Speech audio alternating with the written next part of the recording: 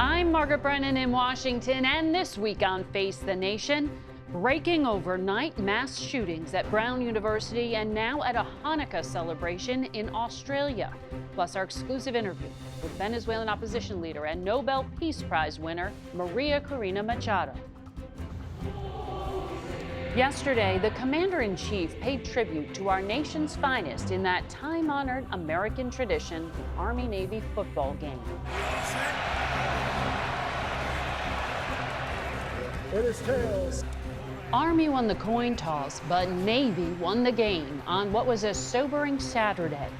Earlier, President Trump said the U.S. would respond to an ISIS attack in Syria that killed 2 American soldiers and a civilian interpreter. Will the U.S. retaliate against ISIS? Yeah, we will. As the foreign policy challenges continue for Mr. Trump, so do America's concerns about high prices, particularly painful this year as the holiday shopping season peaks. At least 20 million Americans also face skyrocketing health care premiums under Obamacare in the new year. We'll talk with White House Chief Economic Advisor Kevin Hassett, Louisiana Republican Senator Bill Cassidy, and Virginia Democratic Senator Mark Warner. Plus, in a conversation you'll see only on CBS, Venezuelan opposition leader María Corina Machado tells us why she's so committed to democracy in her country, despite the risks she faces. It's all just ahead on Face the Nation.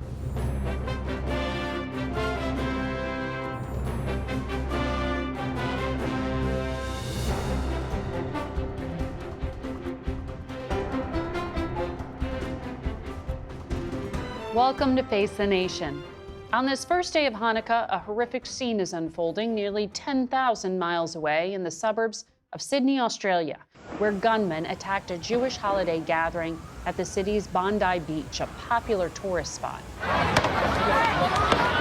At least 11 people have been killed and another 29 injured in an attack the Australian Prime Minister has called an act of evil anti-Semitism terrorism. Video footage appears to show 2 gunmen on a bridge, one of them firing his weapon. Another clip shows what appears to be a bystander tackling and disarming one of the gunmen. Police confirm there were at least 2 suspects. One is dead, the other hospitalized following the attack, and they are looking into the possibility of additional suspects. Here in the U.S., Saturday marked what's at least the 39th school shooting on a college campus this year. CBS News correspondent Tom Hansen reports from Providence, Rhode Island, from the Brown University campus where the attack occurred.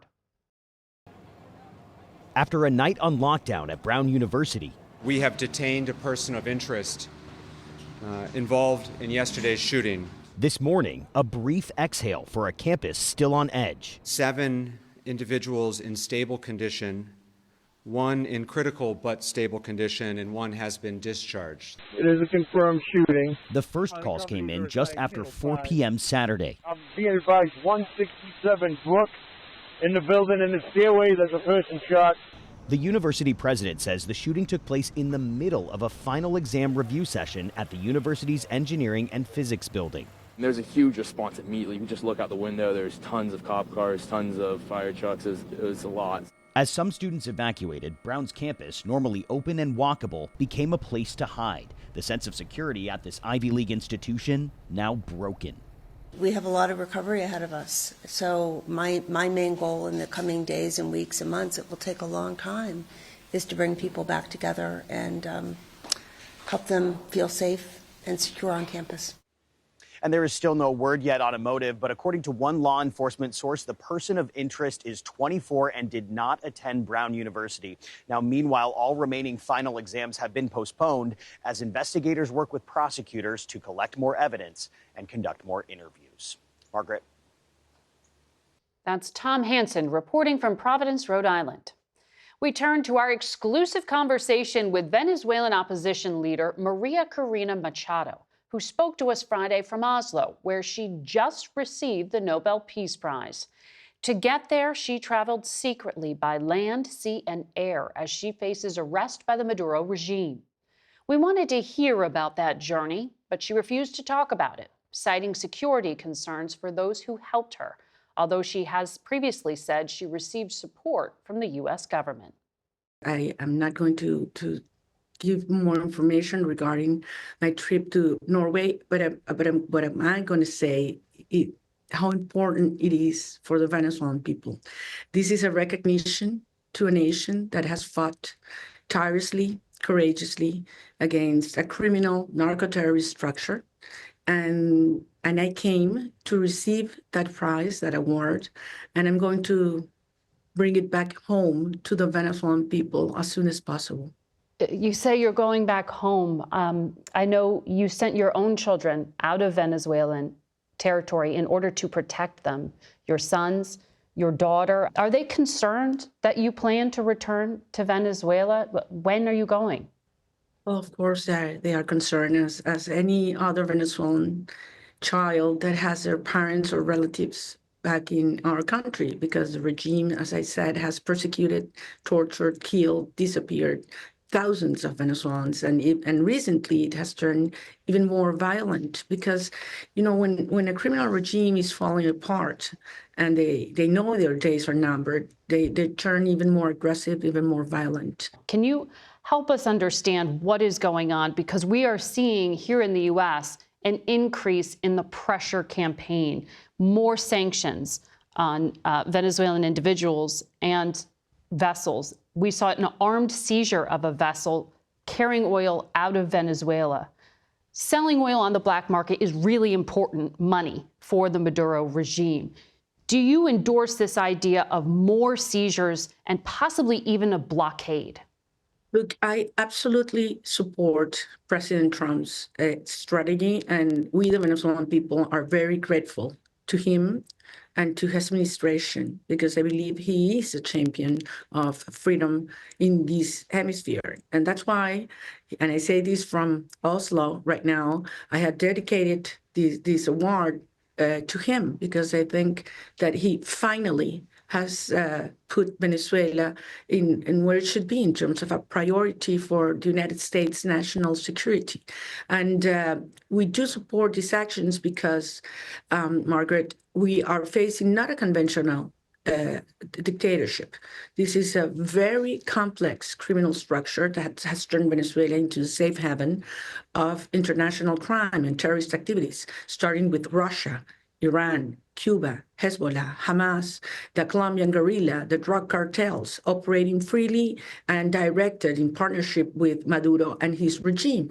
And as every criminal structure suffers is when the inflows from their criminal activities are cut. Mm-hmm. And this, in the case of the Maduro regime, comes from the oil black market, the drug trafficking, gold smuggling, arms smuggling, even human smuggling and trafficking. It sounds like you support more sanctions and possibly more seizures of oil. But isn't there a risk that cutting off money will further hurt the already impoverished people of Venezuela? Isn't that a risk? Of course, what we're doing is for the well-being of the Venezuelan people. What we want to do is to save lives. But Maduro was the one who declared a war on the Venezuelan people, a war we didn't want, a war we are suffering with hundreds of thousands of killings and forced executions in the last years. And right now, I want to be very clear with the international community. The resources Maduro gets are not going to schools or hospitals. In Venezuela, a teacher earns $1 a day. Pensions are less than $1 a month. Our children go twice a week to school. The sources, the cash the regime gets from these illegal activities goes to buy arms, to pay gang members, to spy and infiltrate, and to even further increase their illegal narcotics activities and so on. So these resources are not going towards the people, they're going for corruption and crime. So it sounds like you want even more seizures and a blockade. Is that correct? We want every legal action through law enforcement approach, not only from the United States, also from other Caribbean, Latin American, and European countries that further block the illegal activities of the regime. Why? Because we need to increase the cost of staying in power by force. Once you arrive to that point in which the cost of staying in power is higher than the cost of leaving power, the regime will fall apart. And it's the moment where we, advance into a negotiated transition, which is what in the beginning we offered Maduro when we won the presidential election by landslide last year. But he not only refused that option, but he, as you know, unleashed the worst, most brutal repression wave we've seen in our history. And 8 million Venezuelans have fled since he came to power during that time. But in terms of the diplomacy, President Trump spoke with Maduro himself last month. We haven't seen any evidence, though, that diplomacy, a negotiated exit, like you mentioned, is happening. Are you seeing diplomatic success? Well, in the last years, Venezuela has seen 17 dialogue initiatives, not once, not twice, 17. Every single time, the opposition or our allies or the United States have complied with every single thing we offered. The regime on the contrary has violated every single thing they offered on their own part. What did they get? They got time, they got legitimacy, they got money. And that's precisely what they think they can get again, once again. But certainly things have changed very much in the last months. Venezuela is a total different country. I mean, Maduro is weaker than ever. The armed forces, police are certainly divided and fractured. And our country is united, cohesive, and we finally have the administration, in this case, President Trump, with a clear strategy that truly represents a credible threat for the regime. So if we had ever have a chance to finally move ahead towards democracy in our country, it's today. What evidence do you have that the military is weaker than ever? Was your escape proof of that? We've seen more and more members of the military finding ways to connect with us, to send messages, to show that they're feeling the same of what the rest of the country is feeling. When this military go back home, they find their children, their mother, their partners saying that they are hungry, that they are persecuted, that their families have been divided. They are scared. Yes, they are scared because repression and persecution in the military is even tougher than on civilians. So President Trump said that land strikes to stop drug trafficking specifically will start soon. He has been saying that for weeks. Do you know what he is talking about? And has he promised you anything? No, I don't know. And well, if I knew, I wouldn't say it, of course, but it's not the case. We are not involved and we will not get involved into another nation's policy for their own national security. But would you welcome U.S. military action? I will welcome more and more pressure so that Maduro understands that he has to go, that his time is over. And I will insist something that I've said several times before. This is not conventional regime change. This cannot be compared to other cases like countries in the Middle East. We had an election. Regime change was already mandated by over 70% of the population.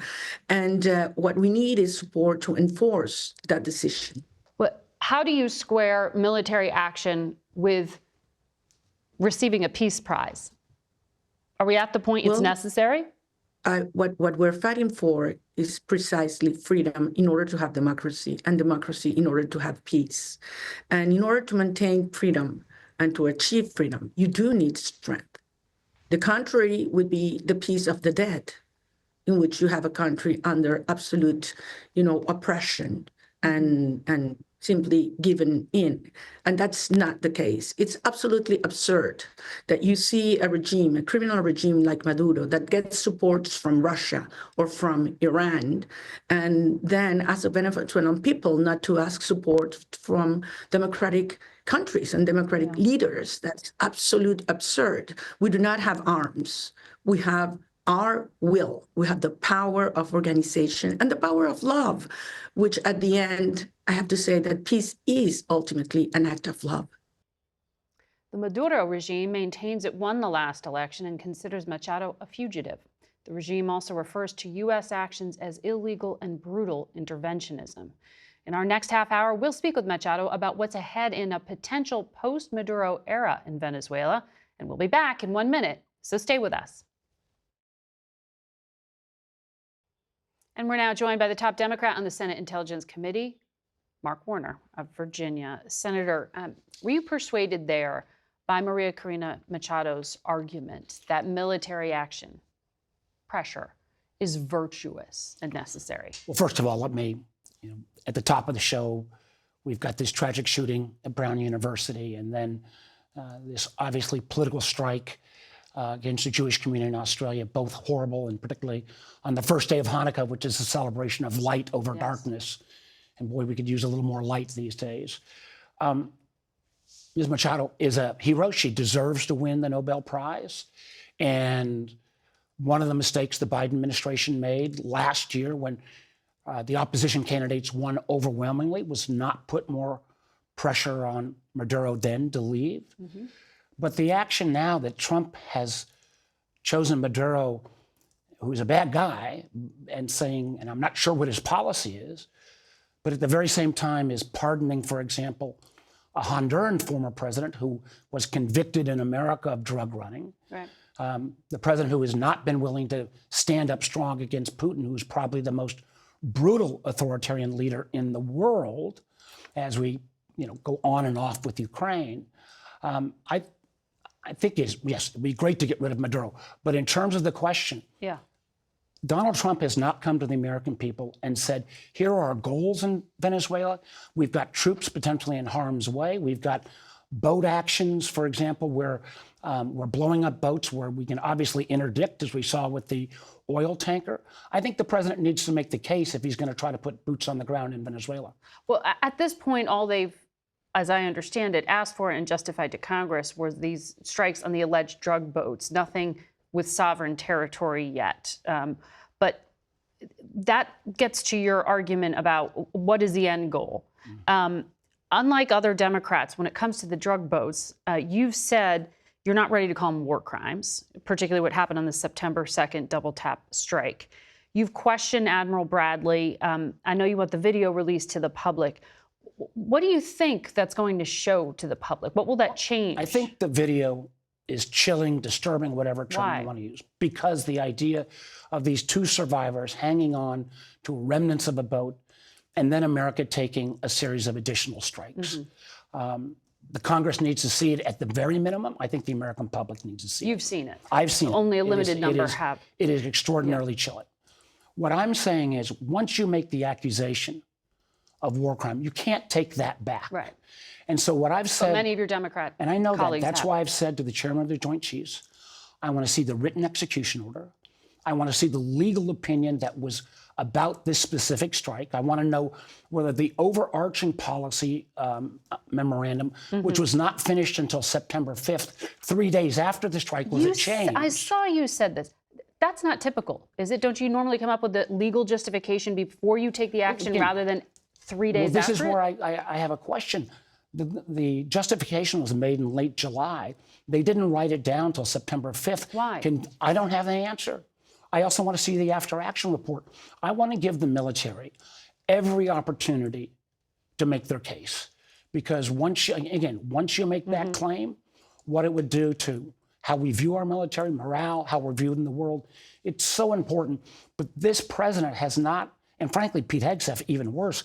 Here's the guy who goes out and brags about the strikes until there's controversy, and then he kind of runs for the hills. Well, the president said again this week, and I'll just read it to you, that land strikes on Venezuela are being considered land strikes on horrible people that are bringing in drugs and killing our people. It doesn't necessarily have to be in Venezuela. It's people that are bringing in drugs to our country as targets. Have you seen any legal justification to hit these people now designated as terrorists on sovereign territory, whether it's Mexico or Colombia or Venezuela? The vast majority of the drug, particularly, this is all cocaine, this is not fentanyl.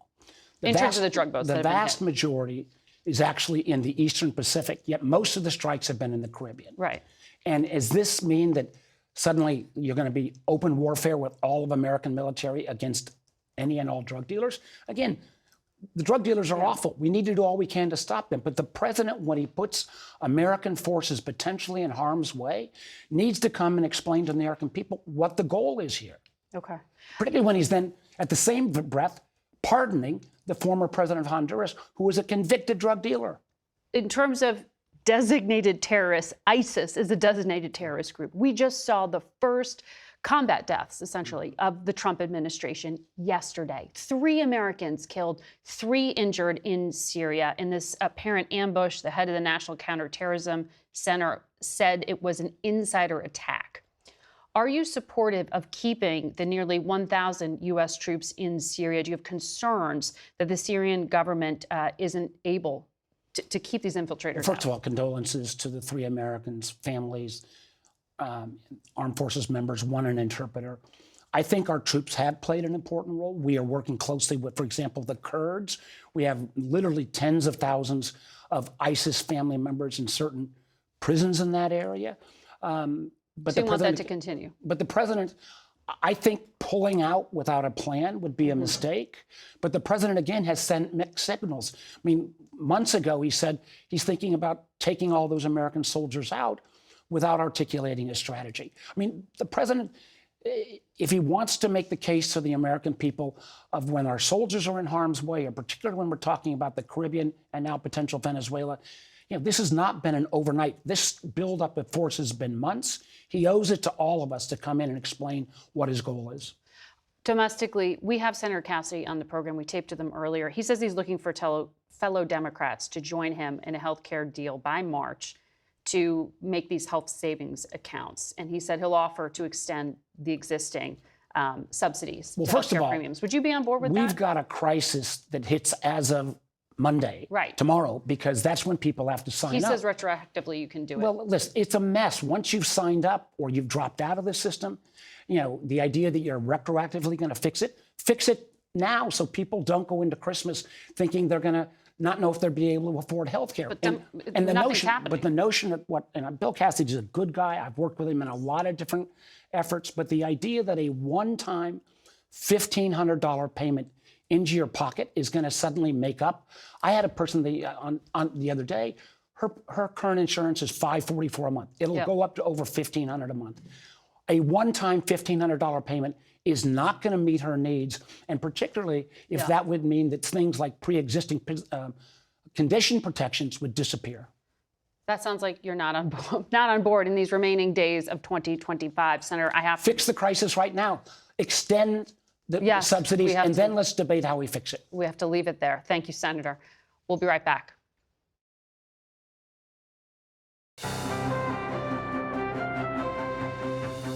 Welcome back to Face the Nation. We're joined now by the director of the National Economic Council, Kevin Hassett. Good to have you back. It's great to be back. So people are holiday shopping. They're aware of prices. The president said this week prices are coming down tremendously. The latest data, though, from the Consumer Price Index is up 3% year over year. Personal Consumption Index is up 2.8% year over year. What data is he looking at? What's your benchmark? Right. Well, one of the things that if you saw his presentation in Pennsylvania, is he put up a bunch of charts, which he loves to do, where he went through the individual items that have we've already sort of made a bunch of progress on. And so, for example, under Joe Biden, prescription drugs were up 9%. So far this year, they're down 0.6%. Gasoline is way down. It was like the highest ever under Biden, eggs, and so on. Talking about eggs. Yeah, he was talking about eggs. And so I think the way to think about inflation, of course, is that there are like micro effects, like the time that we had the avian flu affecting drug prices, and then macro effects, which is runaway spending, big deficits, and then an accommodative Fed policy. And I think now that tariffs adding to some price increases according to the Fed chair. Well, I think that the tariff evidence is mixed, but the point is that we've got deficit going way down. So right now it's looking like the deficit for this year will be $600 billion lower than it was last year. That really helps lower inflation. We've got the trade deficit cut in half from last year. And so all of these things are things that should continue to move us towards the Fed target of 2%. Companies aren't necessarily going to bring items down, though, in terms of pricing, right? I mean, the president told the Wall Street Journal he didn't know when all of this money, quote, is going to kick in. I think he was talking to business investment and tariffs, and help voters. All I can do is my job. When do you anticipate voters will feel this positive impact? Right. Well, it's definitely the case that, and you guys have covered a lot, that consumer sentiment right now is lower than anyone would like. But, you know, we find that very often happens during a government shutdown when everybody's really upset. Well, the last administration called that the vibe session, right? No, but the data is good, but people feel bad. Yeah, but what's going to happen is, what's going to happen? I'm not saying that. What I'm saying is that people are going to see the high growth. Growth is 4%. Income growth is up about $1,200 this year. People look at their wallets and see they're doing better, which is why we had the biggest Black Friday ever, and so on. And so I think that but that's more higher income. The sentiment will catch up with the reality. Under Joe Biden, the fact is that real purchasing power dropped by about $3,000. So far this year, it's up by about $1,200 per family. And the money that we're talking about is like real money. So for groceries, it went from $400 a month to $525 a month under Biden. So that's like an extra more than $1,000 a year you have to spend on groceries. It's down this year for us, for the grocery package, but it's still got a lot of room to grow or to go. A lot more to go. And the president reduced some tariffs on some of those grocery items with an eye towards that. Yeah, if we don't make it here, then pretty much we don't tariff it. Let me ask you, you mentioned gas. Oil prices globally are relatively low. We saw this Coast Guard interdiction with military forces boarding and seizing this vessel off the coast of Venezuela. Do you feel you have the leeway there, pricing-wise, to conduct more seizures or even a blockade of oil from Venezuela without it hurting? Yeah, well, I'm not a foreign policy guy, so like what we do with Venezuela and whether we blockade is up to the president and Marco Rubio. But I could say but that— you've got the leeway, right? What's been going on is there's been kind of a black market for oil amongst sort of this sanctioned countries. And what we're doing is we're shutting that black market down. Whether that affects prices outside of the sanctioned countries is kind of an open question. Probably not. You don't think it will? No, because they're already kind of on the ropes, these countries. They're only getting oil when they get like sort of black fleets to sneak in and give them the oil. And that's what we're trying to slow down. Okay. I want to ask you about the Fed decision. The Federal Open Market Committee said job gains have slowed this year. We also saw the survey from the Business Roundtable. I'm sure you saw it. They asked CEOs what they expect to happen, and they anticipate employment will decrease in 2026 rather than increase. Are you concerned about a hiring slowdown? The same Fed said that they were more bullish on growth for next year, right? And so I think that we're at a circumstance. But on the jobs picture. But on the jobs picture, you know, we're going to get the data next week. And so maybe next Sunday I'll come back and we'll talk about it, because we've got 2 months of data coming out on Tuesday. And we'll get a clearer picture, because right now we just have some very difficult to pin down surveys. Like the gold standard for this will be really the household survey, which we don't even get for October. But these were CEOs. They're the people who would be doing the hiring, right? And they're saying we're not doing it. But they don't have the broad perspective that we'll get when we get the big data released next week. And you trust that big data? I trust the household survey especially. And sadly, we won't have one for October, but we're going to get one for November, and that's going to be really important for thinking about where the job market is. Employment is one of the things that the Fed watches closely. And we heard again from the president that you were on this short list to be potentially the next Fed chair, although he was conducting interviews this week. He said you and Hoover's Kevin Warsh are at the top of the list. On Friday, the president was asked how big of a role he wants to personally play in future Fed interest rate decisions. Take a listen. I think I certainly should have a role in talking to whoever the head of the Fed is, or the Fed. I don't think that, you know, in the old days that used to happen. Nowadays it's sort of, they think it shouldn't happen. But I've done great. I've made a lot of money. I've been very successful. I think my voice should be heard. As Fed chair, how frequently would you consult with the president when he says he wants his voice heard? Well, I'm right now the top economic advisor for the president, and I talk about almost everything with him almost every day. I've certainly talked about monetary policy. I think he has very strong and well-founded views about what we ought to do. But in the end, the job of the Fed is to be independent and to work with the group of people that are on the Board of Governors at the FOMC to drive a group consensus on where interest rates should be, and to do so, basically with the guidance of the Fed chair. But in the end, it's a committee that votes. And I'd be happy to talk to the president every day, until both of us are dead, because it's so much fun to talk. Even if you were Fed chair. Even if I were Fed chair, or if I wasn't Fed chair, and I would hope that Kevin Warsh would be talking to the president as well if he were Fed chair. And voice should be heard is going to be. Every Fed chair talks to lots and lots of market experts. Equal to the other members of the voting members, or? Excuse me?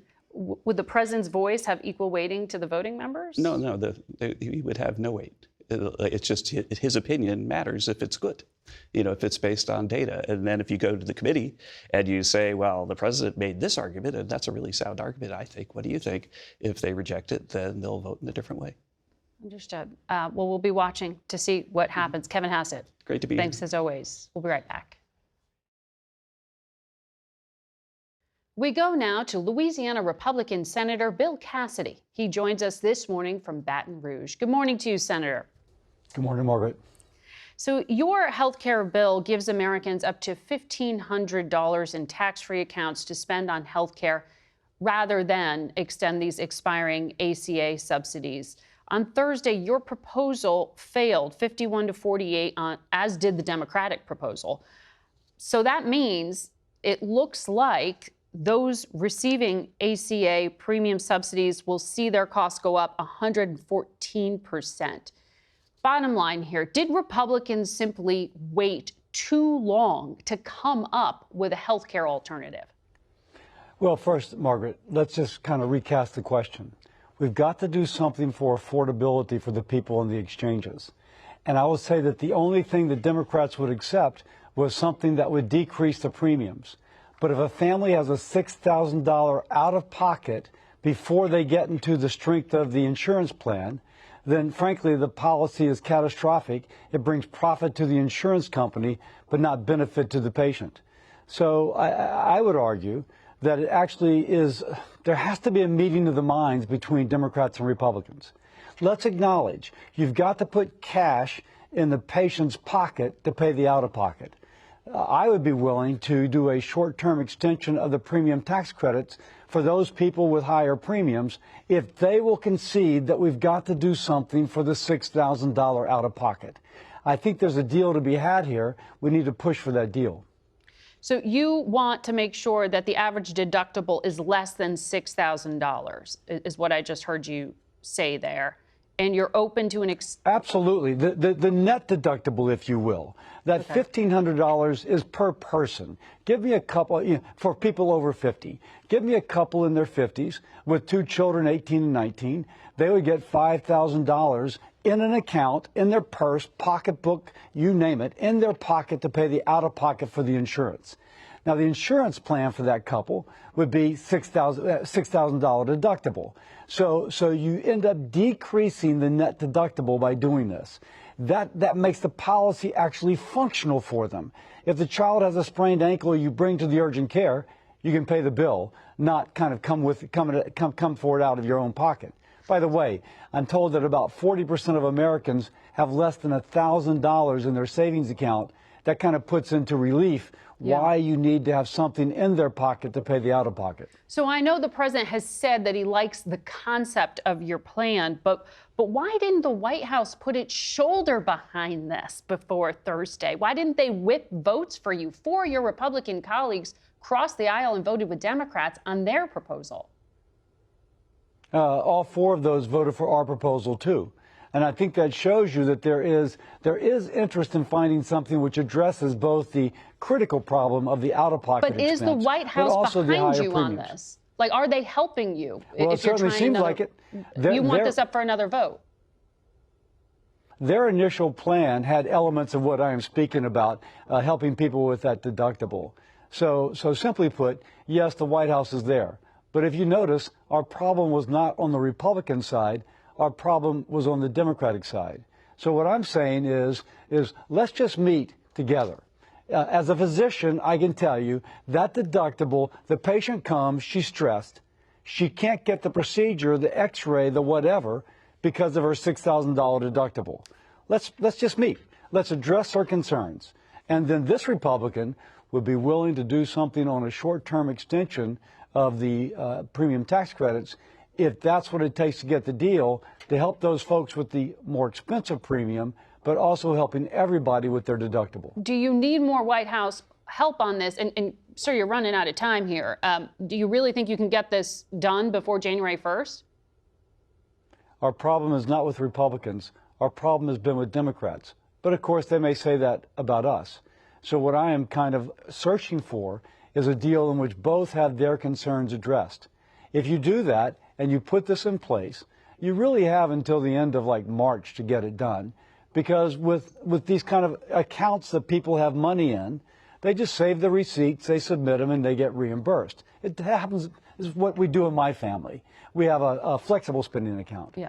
And so we can get this done, and I think we can meet the concerns both about the out-of-pocket, but also about the premium.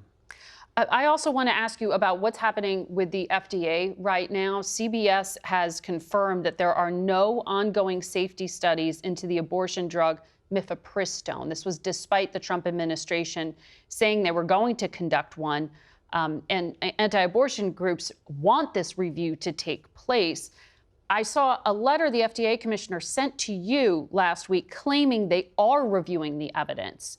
Do you believe him? And if not, what are you doing about it? I had a conversation with the commissioner this past week. It seems as if it's taken a long time to get that study up and going, which suggests to me that it's not a priority. For the pro-life community, this should be a priority. And if we're going to make America healthy again, this seems like, my gosh, should be top priority. So there is, I am disappointed, as well as others are disappointed by the way this is being slow-walked. I think it just needs to happen. We need to have the evidence out there. If you want to reassure American people about something which is really top of mind, this is where they should be going. So the American College of Obstetricians and Gynecologists said that mifepristone is safe and effective and that there are side effects in less than 1% of patients. With that data point in place, why isn't the White House pressing the FDA commissioner to make this happen? There's some suggestion in reporting that it is for political concerns due to impact on the upcoming midterm races. Is this politically motivated, the slow walking you say is happening? You're asking me to look into the kind of motivations of folks with whom I've not had a personal conversation. Well, did the FDA commissioner say that? But the FDA commissioner said that they're trying to get the study together, but they've been in office long enough that it could be. And so I think that it's right to be impatient. It's right to demand more. I don't know if the decision starts with the FDA commissioner. You just suggested it starts in the White House. That might be the case. Point being, get it done. And you have confidence in the FDA commissioner? I think the FDA commissioner is working very hard, and I think that in many cases he's receiving directives from on high. Okay. I don't know that for sure, but I suspect that's the case. Okay. Dr. Cassidy, Senator Cassidy, we thank you for your time. We'll be back in a moment. Here's more of our exclusive interview with Venezuelan opposition leader María Corina Machado. The regime itself has done a number of things. They have revoked TV licenses for journalists to broadcast truthfully. He has jailed journalists. The United Nations says the National Guard targeted political opponents, committed sexual violence, tortured people, and committed other crimes against humanity. So from where you sit, is Maduro stepping down enough, or do you need the entire regime dismantled? In which case, that sounds like a country in collapse. That's a very good question, because certainly Maduro is the head of the structure, but it's like any other mafia system. You have families or groups that operate and sometimes even compete among each other. There are different degrees in the crimes they have committed. Certainly those that have committed crimes against humanity that have been reported by the fact-finding missions of the United Nations should face justice. local justice and international justice. There are other members of the regime or the armed forces that have committed lesser crimes. And certainly we will search for justice, not revenge. But this, I'm going to insist, what we're living right now is chaos. Maduro represents chaos. We're going to put order. Understood, but respectfully, you also have acknowledged that the drug cartels are exploiting your country, that Russia is exploiting your country, Iran, Cuba, China. Just yesterday, Vladimir Putin spoke with Maduro and said their strategic partnership is growing. Are you concerned here that Russia is going to shore up support for the military and intelligence? Well, I'm absolutely convinced that Putin wants the world to think that, especially wants President Trump to think that about that. But I would ask you a question. Do you think Putin has resources to spare at this time, or does he have something that's more urgent for him to invest those resources? I mean, helping a regime that is going to fall apart anyway, regardless of what he does, I don't think it's a priority for him. Nonetheless, I do not underestimate what the residual actors of Chavismo might be planning to do once we are in a transition to democracy. And that will require very efficient actions to isolate and neutralize those threats. And, you know, we've worked very hard to understand what's the true nature of our armed forces right now, identifying those military which we believe could be supportive of a transition to democracy. And have they pledged that to you? Some of them, yes. And we believe that over 80% of our armed forces will join and support the democratic movement once the transition is in place. So tell me about that transition. What kind of support do you need to keep the country together, to prevent another refugee crisis? And do you have that pledge from the American government now? We will need a lot of support, advice, information, technology, not only from the United States, also from multilateral organizations, some of which we are already working together, not only in security issues, but power supply, food supply. How do we bring, put order in our financial accounts? How do we restructure our debt? How we open markets for international investment and give security to international investment in oil and gas, in infrastructure, critical minerals. I mean, Venezuela is unique in terms of the amount of the natural endowments we have. And, we're located at 3 hours by plane from Florida. So it's hard to think, in this shortening of the supply chains that is in the nearshoring process taking place, a better ally in the region than Venezuela. And at the same time, turning Venezuela from the criminal hub of the Americas into a security shield for the United States and for the rest of the region is a top priority for all. So, we have the plans ready. We have the teams ready. We know what we have to do the first 100 hours and the next 100 days. But most importantly, and I want to insist on this, we have the people. Would that include U.S. peacekeeping troops or other troops on the ground? I cannot answer that question right now. I don't think that's the case. There are other countries that have offered support as well in order to strengthen democratic institutions once the government-elect is in place. But that we will have to address that once we have the government-elect in place and putting order, bringing order back to our country. And one thing that you mentioned before about the refugee crisis, it's going to be exactly the contrary. The day Maduro goes, you will see tens of thousands, hundreds of thousands of Venezuelan migrants coming back home from the United States and all over the world. I mean, our diaspora is desperate to go back to Venezuela. So even from that perspective, it is a win-win situation to have democracy in Venezuela. Do you think it is safe for those Venezuelans in America to go back there now? Some temporary protected status was just revoked by the president for more than 500,000 Venezuelans here. Is it safe for them? Absolutely not. It will be safe once Maduro is gone, and every single citizen will be, live in freedom and respect towards the law. We will bring back rule of law. We will liberate our political prisoners, and everybody will be free to speak out what they feel, what they think, what they want for the future, for their own future and their families. María Corina Machado, we thank you for your time today, and we'll be watching. I thank you, Margaret, for this great opportunity, and God bless Venezuela. Venezuela will be free. Our full conversation is available on our YouTube and podcast channels and CBSNews.com. We'll be right back. If you missed the CBS Town Hall with Erica Kirk, widow of conservative activist Charlie Kirk, last night, you can see the rebroadcast tonight at 8 p.m. on our CBS News 24/7 streaming network. That's it for us today. Thank you all for watching. Until next week. For Face the Nation, I'm Margaret Brennan.